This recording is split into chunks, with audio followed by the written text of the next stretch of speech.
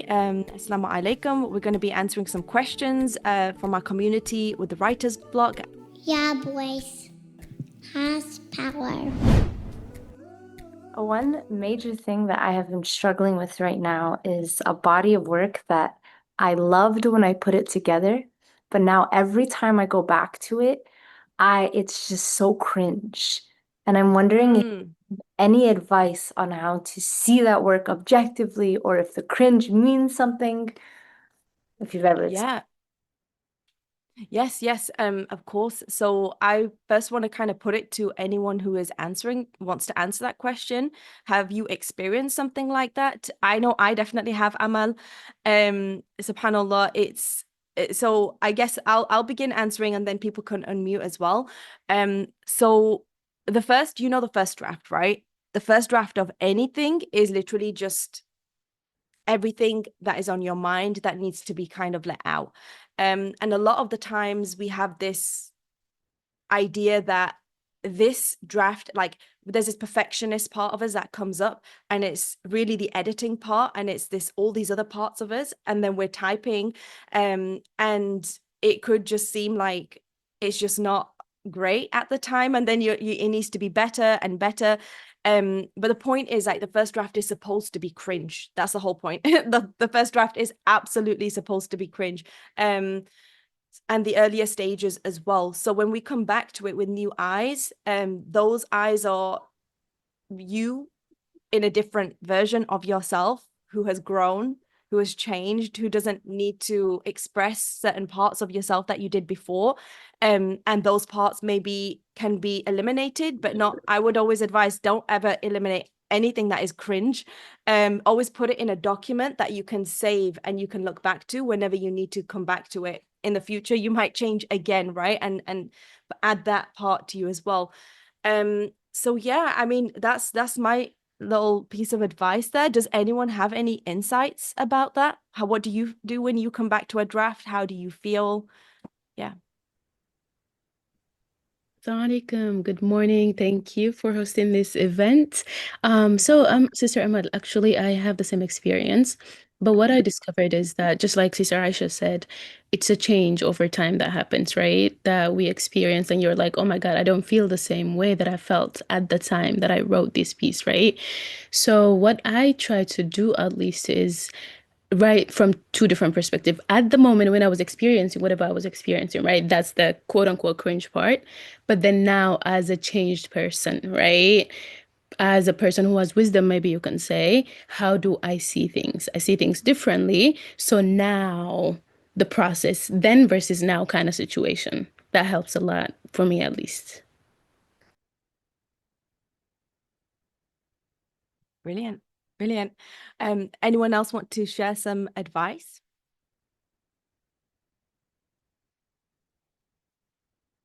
Okay, that's absolutely fine. Anyone have any more questions? Yes, actually, I do have one. So, I've been wanting to write actually a memoir, but then I'm kind of shifting over to a realistic fiction a bit. The reason for that Okay. is because, just like we were talking about experience, right? At the time you're going through things versus now when you're like, okay, I'm kind of in the healing process and things are different and Mm, I'm looking at it from different perspective. You don't really feel as comfortable to, what do we say? Like dry, what is it? Air your, family's laundry or something like that, right? totally. And you Yeah. don't really want to do that at this moment because now you're like a grown person. You're like, okay, I see what went wrong, what my part was, what their part was, right? So I'm trying to navigate that. I want to still write my memoir as well, but then I'm like, I don't really want to indulge at the same time. So I'm trying to Mm. find a balance in between, find a balance. If you can give me advice on that, please. Absolutely. Yes. So I think that's such a good question, and that is something so many people who are writing memoirs struggle with. It's that kind of exposure feeling, right? And feeling like you're taking almost the rights of people around you. If you explicitly talk about something that's happened, even though you feel like you need to talk about it, right? Otherwise, the story is not authentic. So there's like this battle between hurting someone and then kind of not being able to be yourself in a way. So I totally get it, and I understand why you would write fiction, because fiction is a way that you can kind of get away with it, right? And it's a way you can still process your emotions, whilst still honoring the people around you without so much conflict.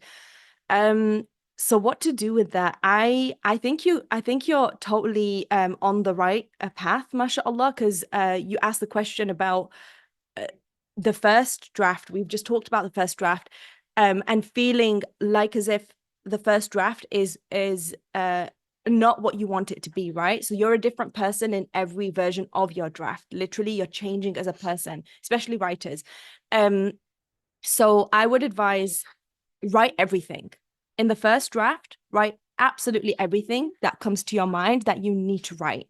And then approach it afterwards with wisdom, as you already know, and then write a different version. Take out the parts that have, you feel very conflicted about as well, if that's what you feel you need to do.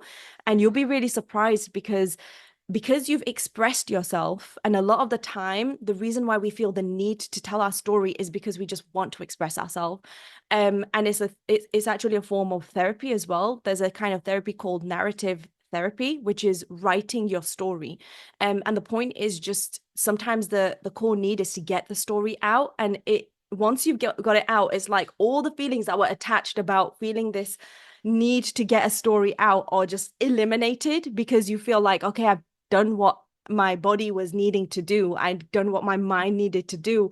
I don't need to do this anymore. And that's one part of it. But the second part is, if you still feel like, I still don't feel like I'm authentically telling this story, and there's like this core element that is missing, you can absolutely make it fiction. You can make it fiction, because any work that comes from you is a part of you. I did that myself with my own writing. I had an experience with someone who was extremely narcissistic. It was very hard for me to talk about it explicitly because of the people this person knew. And I made a character who literally is that person, and it felt so good just to get everything out on paper, and it's purely fiction. So yeah, you can absolutely do that and still get the needs that you have to be expressful met as well. So yeah. Yeah, appreciate it a lot. Thank you so much. Yeah, I found the fiction route to be kind of safer. So inshallah, Yeah. hopefully that, yeah, appreciate it. Yeah, absolutely. And it's important that you feel safe when you write. Otherwise, subhanAllah, the one thing and the only thing you ever really need to always be inspired is to feel safe. Because most of our blocks come from us having a lack of safety. So if you're constantly worrying about, this person is going to say this person is going to say that, and I'm going to break this relationship, and it's you will not feel safe, and then you're going to have all of these blocks just coming to you. So the first and most important thing is feel safe, which is why we began this session with breathing, feeling a sense of safety with one another as well. So yeah. Does anyone else want to give some? Yeah, Lou, yeah. No, no, I appreciate it really. I was thinking, as you said, feeling safe. I was just thinking of the ayah, وَالصُّلْحُ خَيْرٌ. Mhm. Of course, things happen in life. As long as you're, I guess communicating or interacting with another people, things will go Yeah. sideways, right? Because we're all different. Oh yeah. So I guess sulh Yeah. khair is what I'm thinking as well too, like why put people's, I don't know, I don't know, behind the scenes stories out in public, honestly, to it, right? But you can also Yeah. like, Yeah. mention it so it doesn't it doesn't repeat itself. Yeah, thank you. Yeah. Absolutely. Absolutely. Inshallah. Okay, so does anyone want to share a little bit more advice, or do you have any other questions? We have time for one more question, inshallah. Oh, Sushmita. Oh, okay. Sushmita and Ava, you can, whoever wants to go first. Yeah. sorry, I had just unmuted. Oh, okay. Sushmita. Hi. Are you unmuting, or Sushmita, are you talking? Can you hear I me? can hear you. I Yeah. can Do hear you you want now. me to put my camera on? Whatever you feel comfortable with, Sushmita. It's all sisters here, and the video's not going to be seen by anyone. It's just going to be heard. Okay, I'll So, just put my camera on. Okay. Yeah. Okay. Hello. Assalamu hi. alaikum. So Assalamu I alaikum. have a question about the memo. So as you know, I'm now spending some time on my writing, and one of the because with my memoir, I want it to be a form of sadhaka jariya, so that it's a form of Mhm. healing for other writers Yeah. because I feel like I have such a powerful story to tell. And I feel like because of my own healing journey and as you know, I worked with modern day slavery victims, I want to bring so much awareness to my memoir writing. But I find myself sometimes thinking, oh, my words are not good enough, or my the readers might not like it. So what I've done now is I've changed my intention. Like it's more I'm thinking about, always reminding myself that the intention of writing is to heal myself, as you said, healing Wow. Yeah. journey. Yeah. Yeah. And if it helps one person, then that's great. But the purpose of it is to gift my writing to my 24-year-old self who felt Mm. oppressed, who felt trapped. So yeah, and then like a lot of men are advised to not write in a chronological order. But I Mm. find that writing in a chronological order for me makes sense. But every time I look at their advice online, they say don't write in chronological order. So I was wondering what's your advice? Okay. Okay, Yeah. so that's an excellent question. And I know that we've talked about this so many times, and mashallah, I feel like you've just done this with amazing grace, mashallah, that you understand that the most important thing is to heal from your writing, right? If that is your goal, if that is your goal. Sometimes you write just to tell a story because you think it's going to help people. Yes. So I just gave my daughter chocolates for breakfast. Okay, that I'm so bad. Okay. Yes. So anyway, so yes, with the healing, if that is your goal, if you wrote this memoir to do that, then make sure that you remain with that focus as you keep going. Sushmita. So the other aspect is, and we also already spoke about how when it is ready for people's eyes, then that time will come. But first, the most important thing is to get the story out, right? So your question about um following advice and doing it in chronological order, one thing that I have found myself in writing a novel and just writing in general, when I bind myself to the advice people give, it can be extremely triggering for my inner critic because everything feels wrong. So when you are at a stage that is so foundational to the future of your book, the last thing you want to do is take advice from here, because it will affect your book by taking your voice from you, because what you're doing is feeling this should and this have to and all of the things that you shouldn't be feeling when you should be feeling inspired. Again, you don't have that safety because there's this critic that is coming constantly, taking your inspiration away. Literally, it's blocking you from your power, right? So I would say don't follow the advice, write the story. Is this your first draft? This is your first Yeah, draft. yeah, and I am going to share it. It's just that I have my Quran exam in 2 weeks' time, my Islamic studies exam. So, I've got 2 weeks left, and I'm just really trying to cram as much as I can. But I'm trying to make time for my writing, and I'm going to share it with the group, inshallah, Yes, very soon. Yeah, yeah, absolutely. We have a critique group, by the way. So if you ever yes, want to yeah, share some of your work, you can share it in the critique group and people give you feedback. So yeah, just get the words out. Worry about everything else afterwards. That's the most important thing. And make sure that because especially if it's your first book, you're going to be exploring, what is my voice? What is this? What is that? And then you're going to be feeling like you're learning about yourself as well, because you have a very distinct voice, Sushmita. We all do, but it's very hard to get that voice out on our first manuscript. And the last thing you need is someone else's voice. Like, you should write it in chronological order. Now, we talked a little bit more about like the emotional aspect of this and just, what can keep you motivated and inspired. There is another aspect I'll touch on briefly, and that's a practical aspect. When it comes to memoir writing, it's not a biography. So it is right. You don't want to write like, I was born on this date, and then this happened when I was 2, and this happened when I was 5, and this happened when I was 7, and this is what happened. So memoir is a specific incident during your life that was very important and significant. It impacted you, and that is going to be what your whole story is going to be about. is going to follow the whole hero's journey. Is going to, the hero's journey is like the novel, the 3-act structure. We can talk about that another time. So if that's what you mean by chronological order, every event has a chronological order. If you're talking about your life as being an event, then a memoir doesn't normally have that. If you feel like you need to write it, that's absolutely fine. You can take all of that out later and then go to the event you want to focus on. But every event has a chronological order. So the aspect you're talking about is your 24-year-old self who was feeling very trapped. You are in a very difficult time with a very difficult person, and you want to share your story so other people who are in a situation of modern day slavery can benefit from that, right?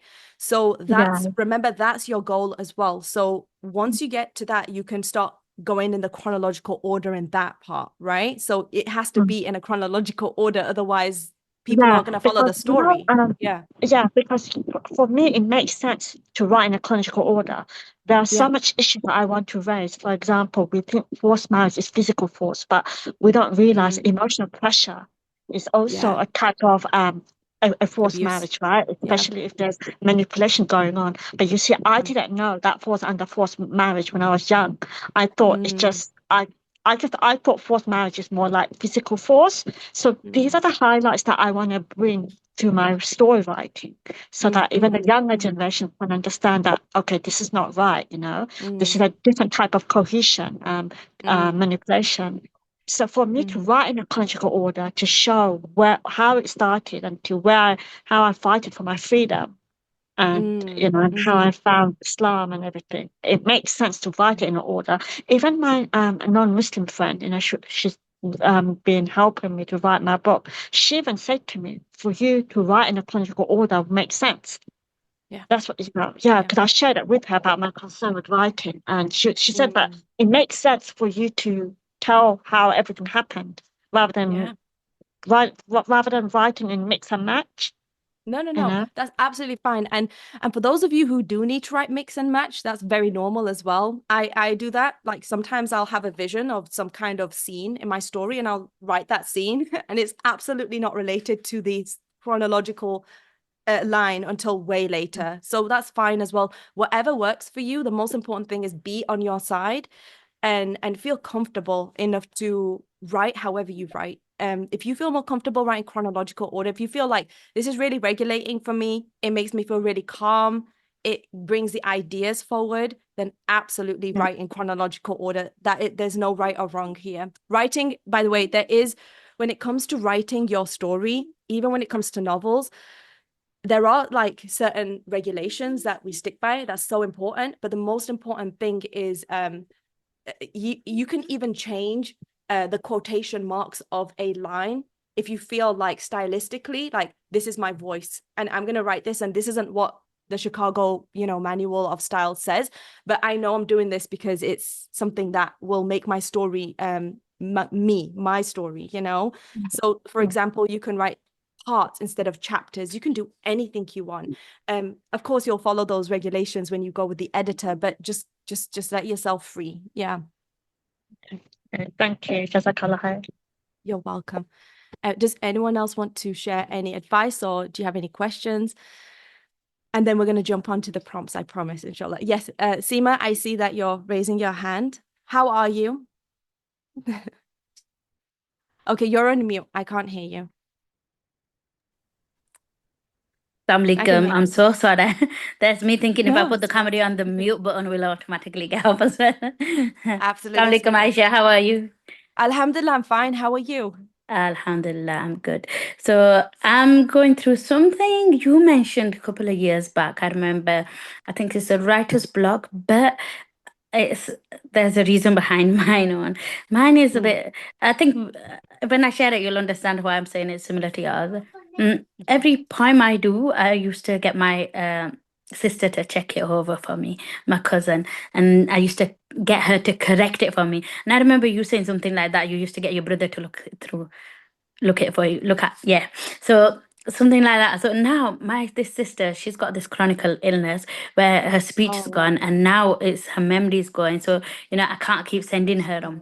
And because of this, it's like I I've stopped writing the poems. It's like I've cut down on them so much. Like now I do get my niece to go through them and she does do it, but it's not the same for me. Like Yeah, I don't yeah. know. Is there anything you can advise me for this No, one? I totally, I'm so sorry to hear about your sister. This is your twin sister, right? No, she's my cousin. Your cousin, She's my okay. cousin sister. Yeah. Your cousin sister. Yeah. And subhanAllah, it was so sweet of her to do that for you as well. May Honestly, Allah over the heal her. years, so many years, because man, she was like my silent partner. Yeah, Bless of her. course, Yeah. subhanAllah. Oh, so yeah, subhanAllah. So I feel like there's been a little bit of a loss of something from you, right? So then there's her as a person, not as a person, of course, I mean, as someone who reads your work. And then there's the aspect of your connection with her as well. And subhanAllah, yeah, that could be really Yeah. hard. And I can totally understand why that would give you writer's block, right? Because there's like an emotional part of it, and then there's Yeah. a physical part of it as well. So yeah, so I would say, inshallah, so what you want right now is someone to read over your work and give you feedback, right? Yeah. Is that what you're Yeah. wanting? Yeah. That's Okay. what she used to do. Yeah. Okay, inshallah. So the writer's block, we have a group, a critique group who can do that for Yeah. you, inshallah. So you can send your work. If there's a poem that you write and you want it looked over, you can have a group of sisters who'll do that for you, inshallah, because they are very sweet, mashallah, and they are very very good at giving advice. So please do that, okay, inshallah. Is So this a you group have I'm added on? I are you don't part of know. the writer's block? Are you part of the WhatsApp group? The group that I've just joined today, yeah. No. Are you part of the WhatsApp group? I don't know if you, I think you I've are. joined from the WhatsApp. Yeah, I have joined Yeah, from the yeah. WhatsApp today. Yes. Inshallah. Okay, It's there. brilliant. It's Okay. there. So we have a Yeah. critique group. So now you have, inshallah, a group of sisters who can give you feedback, and they would do Jazakallah it, khair. inshallah. Amazing. So and again, Khair. I'm really sorry to hear about that, Sister Saima. And you know, may Allah give you something even better, and may Allah give Ya her Rab. healing and ease and protection always. I mean, and build Ameen, and ya keep Rab. building that connection with each other as well. I could see you really love her. Qasam I do. She's not just my sister, my friend. She's like, I confide in her. I share all my work with her. Like, she was just like amazing. And it's like, it came at the hardest time of my life. Like, I lost my dad. I lost the kid's dad. And then on top of it, her illness, subhanAllah. So Yeah. I do understand that, I do have a lot on my plate. But I just, I want to shift. I want to Yeah. move on, like, as well. Of So course. I'm Of grateful for course. this group. Alhamdulillah. Yeah, we're grateful for you as well, for being a part of it. By the way, Sima's been a part of the writer's block for years. Yes, Mashallah. She's been a subhanallah, part of yes. Strange Ink for years, mashallah. So, Brilliant. okay, so inshallah, sisters, let's get some writing in, inshallah. We have to have some writing in. What we're going to do is we're going to do some prompts. I'm going to switch off the recording and Bismillah, let me just do that now. And for those of you who are listening after, Assalamu alaikum. If you want to join the writer's block, there will be a link somewhere where you are listening to this. Assalamu alaikum.